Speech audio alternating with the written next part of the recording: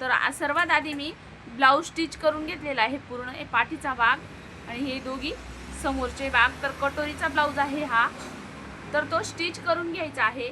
जर तुमचं इकडच्या साईडचं शोल्डर उतरत असेल डाव्या साईडचं किंवा उजव्या साईडचं तर ते कसं ओळखायचं तर तेच बघणार आहोत आपण। तर पूर्ण काज बटन पट्टी करून घ्यायची आहे, पाइपिंग करून घ्यायची आहे आणि मग चेक करायचं आहे आपल्याला। तर जर जो भाग मोठा आला तर तो आपल्याला कट करून घ्यायचा आहे। तर ते कसं तर हा भाग उचलायचा आहे। तर ही आपली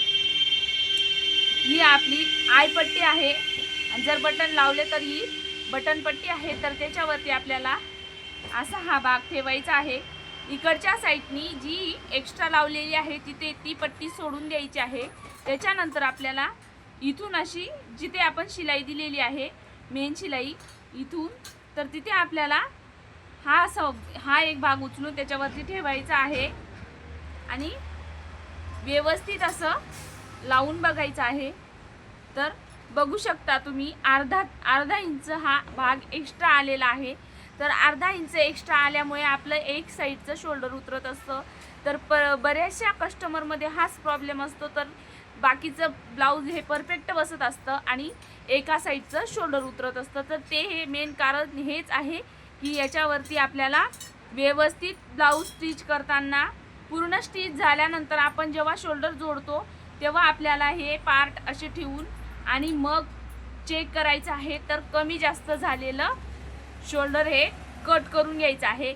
कदाचित एखाद्या वेळेस खालच्याही भागाचा जास्त होऊ शकतं किंवा वरच्याही भागाला जास्त होऊ शकतं। तर ते जास्त झालेलं कट करून टाकायचं आहे आणि हे सेम असं आपल्याला दोघीही पार्ट व्यवस्थित आले पाहिजे।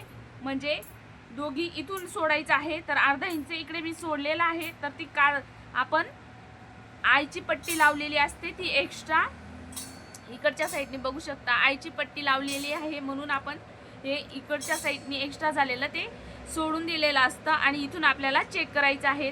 तर चेक करताना व्यवस्थित ठेवायचं आहे आणि बघायचं आहे एक्स्ट्रा झालेलं कट करून घ्यायचं आहे। तर अर्धा इंच हे एक्स्ट्रा झालेलं होतं।